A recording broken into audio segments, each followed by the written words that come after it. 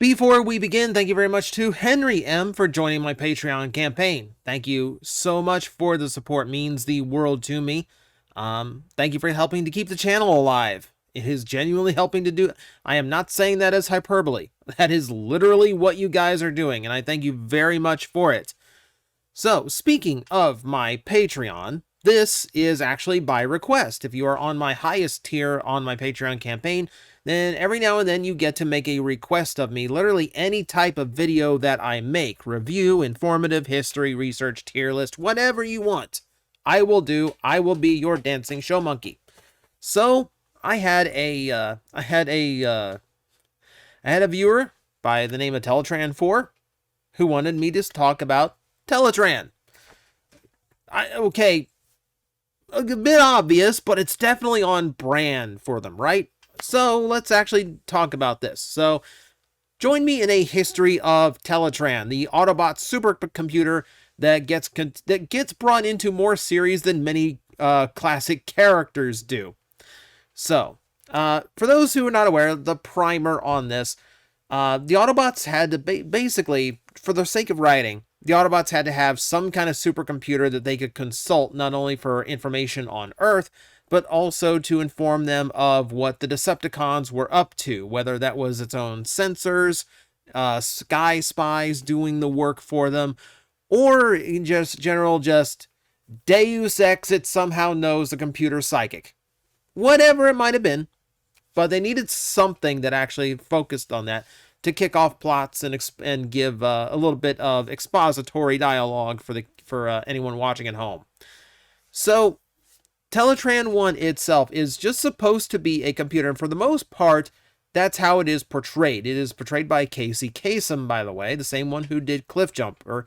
And the fact is, with the way that the G1 cast, the year one cast was very slowly filtered out in season 2. I believe Casey might have portrayed Teletran in more episodes than he portrayed Cliffjumper. And yet that's the role we know him for. A little bit of irony there. But the Teletran itself was not entirely devoid of personality. There are times it shows something of concern for Autobots or an insistence on things. In particular, like it's very insistent when a situation needs the right solution. We even have an episode where Megatron broke into the Autobot headquarters while they were recharging in order to reprogram the Autobots while they were disabled. Teletran literally got upset and started chastising Megatron for it and gave him the whole "you won't get away with this" kind of speech. So it's not just an inanimate computer reading off Microsoft SAM text, right? It's not just that. No, there's an actual personality behind the machine. Speaking of the machine, it went through a lot. Teletraan I went through so much through the course of this series. It was always the thing that happened before the commercial break.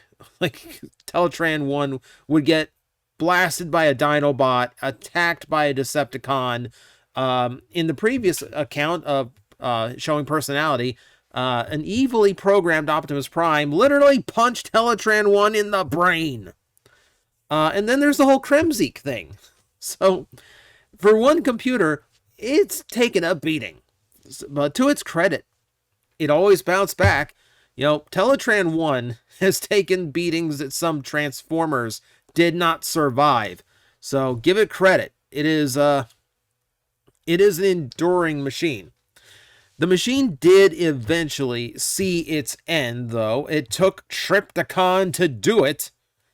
But in 5 Faces of Darkness Part 5, Trypticon is awakened. His first task is to destroy Autobot City or Autobot headquarters, and he does so with gusto and highly successful at that. Destroyed the defenses, did nothing to stop it. Destroyed the mountain, the volcano, destroyed the defenses, and yes, smashed the Ark. Meaning Teletraan I also met its demise. Presumably. We never actually saw it happen, but really, how do you come back from that, really? Give me a minute. We'll talk about that. We'll talk about how you come back from that. But in the meanwhile, this is not the only time that the Autobot arc actually showed up. In fact, if we talk to Beast Wars, the Teletran did play a big role in that show too during season 3. It's the system that Megatron was so insistent on getting control of, and it's why he was so adamant about getting the access codes from the Golden Disc and and thus the ones that Black Arachnia had in her head. It was actually Black Arachnia that interfaced with Teletraan I most of the time, even if her and Megatron continuously mispronounced it. And to this day, I do not know if that was an intentional thing from the creators, or if that was literally a mistake they did in the recordings that they eventually covered up for in the finale. Don't know, but it was. I mean, it's at least it's at least a little character quirk of Teletran existing in the originals in the Beast Wars. Now, Teletraan I does have a lot of predecessors. It has a lot of recurring versions in most everything. Anytime the Autobots need some kind of big computer system, it seems like Teletraan I is always the one to go for. In animated, it was Omega Supreme's onboard computer when Omega Supreme was in spaceship mode. In the live-action universe, in Bayverse, it was mentioned occasionally on toy bios, and it was even mentioned in a greeting card, of all places. So technically, Teletraan I does exist in the live-action movies as well. In the aligned continuity, it was a computer that was formerly underneath Iacon before being moved to its version of the Ark. It's also the Ark's computer in Cyberverse, which we get to talk about that here in a little bit too. And even today in Earthspark, it appears as the Autobots' main computer in the Ghost headquarters. This is just a few examples of how many times the Ark, or how many times Teletraan I. You can see, I'm confusing the two very quickly now. It's a very, very short list of how many different times the Ark, that it did appear in fiction. Now, there is a successor. There is a successor in G1 in Teletraan II, the main computer of the Autobots in Season 3. The difference between these, however, is pretty vast. At this point, they didn't really need Teletran to do a lot of the explaining for them, especially now that they were off Earth and the Transformers were in the more familiar environment of outer space. So it largely became very lightly used, to the point where, I was going to point they don't even have Casey Kasem back. This is the point where Casey left the show due to the Carbomia nonsense, and Frank Welker stepped in. But Casey was slated to be Teletraan II. He recorded lines for it, but they got redubbed by Frank Welker instead. So it's a messy situation. Point being, Teletraan II is located not only at Autobot City on Earth, but also on Cybertron at the Autobot headquarters. It's almost like a cloud computing thing where both planets can access the exact same Teletraan II. Now, despite being used very rarely, Teletraan II does come up a lot in Season 3, but it comes at the very end of episodes where there would be a quick 30-second little info thing, basically like a descriptor of a particular Autobot or Decepticon, or in some cases team of Decepticons or Autobots, that was always from the secret files of Teletraan II.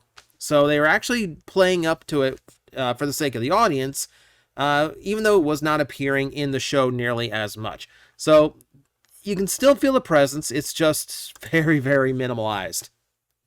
Now, beyond this, there is a recurrence of Teletraan I in G1.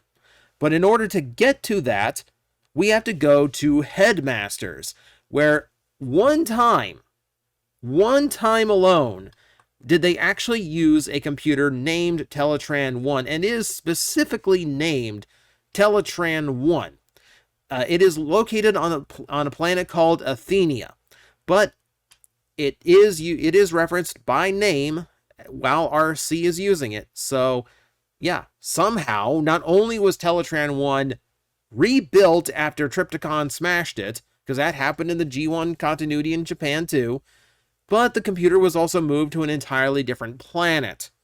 Whether it's a new version of Teletraan I that was rebuilt there, or they actually did recover the original, no one knows. It's just an orange computer, just like it usually is.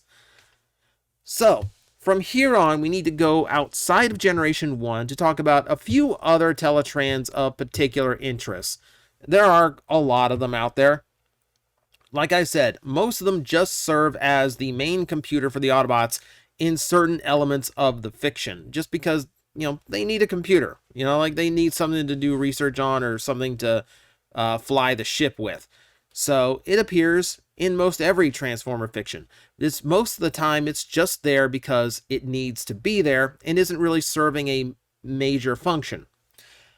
We need to go elsewhere in order to find Teletrans that served major functions. This is Teletraan III, and it doesn't look like much, does it? This is from 2004's G.I. Joe vs. Transformers comic book series. In this one, Teletraan III is actually the main computer for a transport hub, specifically for wormholes that could travel throughout time and space, which is used pretty liberally in the plot. It also has the function of being able to adapt the alt modes of the people using the wormholes mid-travel. So if they are going to another planet, they can adapt an alt mode mid-flight and land ready to go in perfect disguise. This is actually how the Dinobots who were abandoned in prehistoric Earth thanks to time travel shenanigans, end up back in the present as actual dinosaurs, right?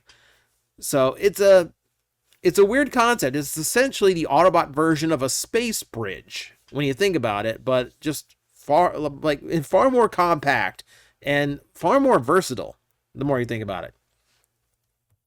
One of Japan's bigger uses of Teletraan came in the form of a manga. And this is where we have to talk about Teletraan 15, Go, Go. That's literally the name of the manga from Dengeki Hobby magazine.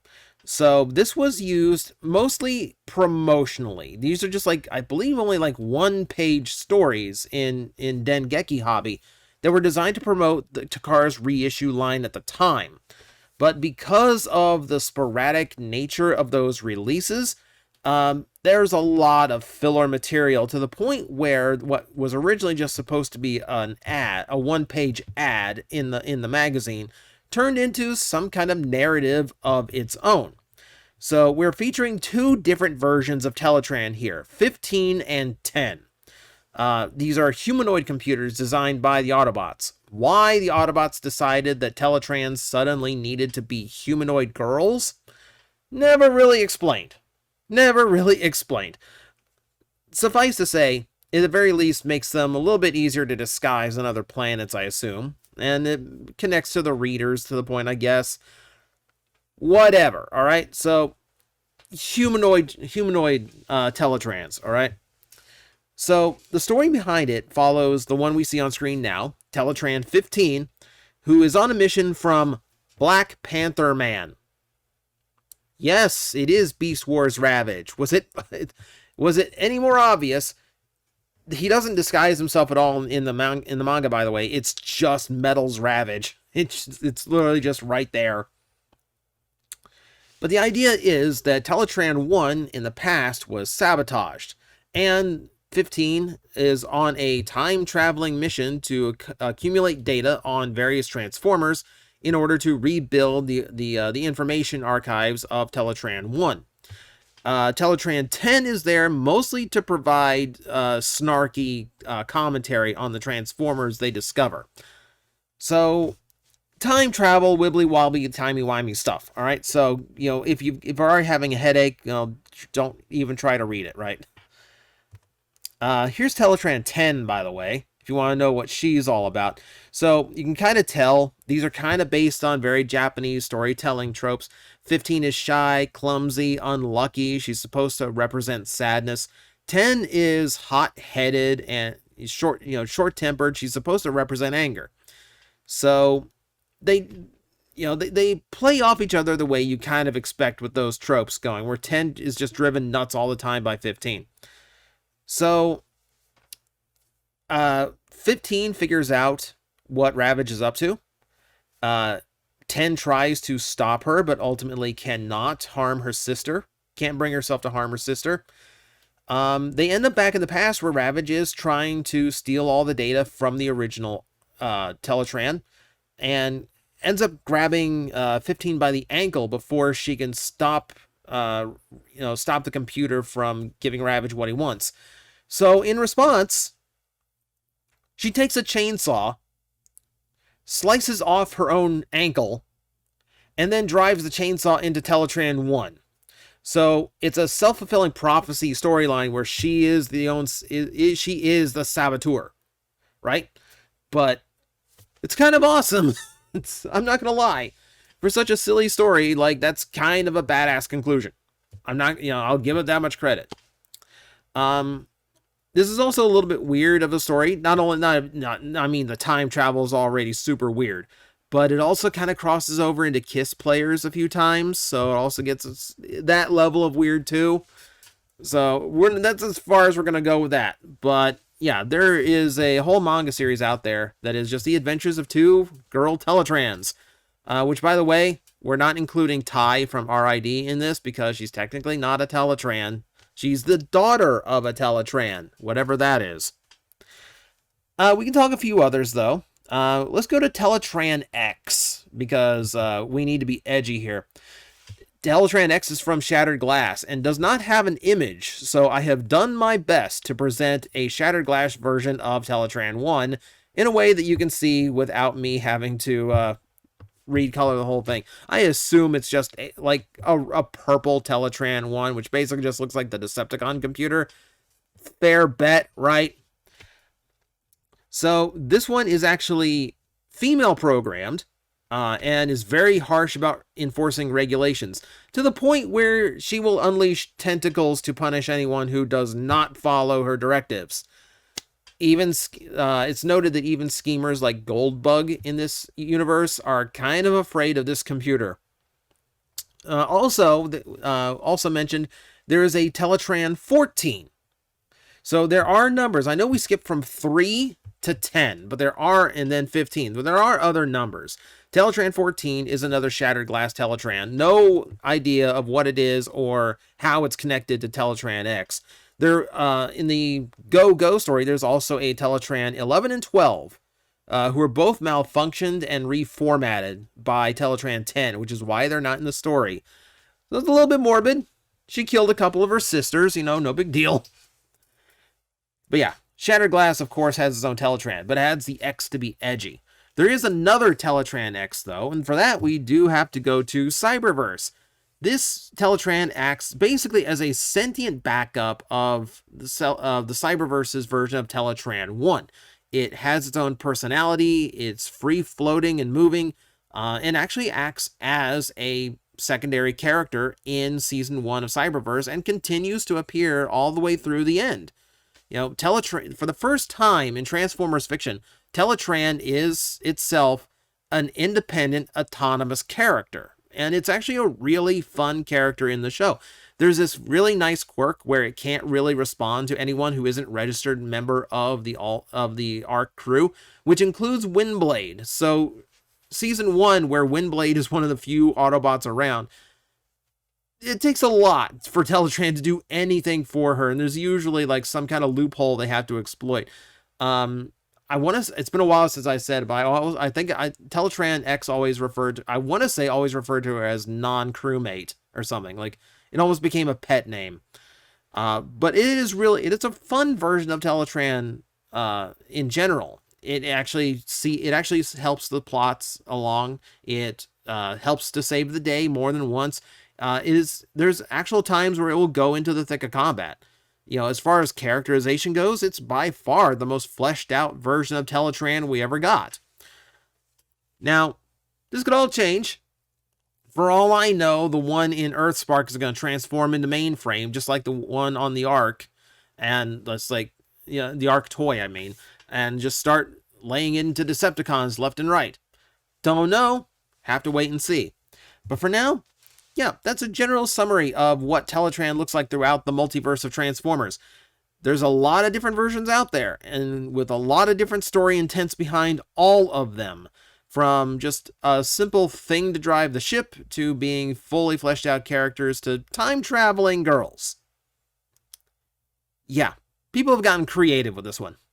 So, thank you for watching. I hope you learned something about your favorite Autobot computer today.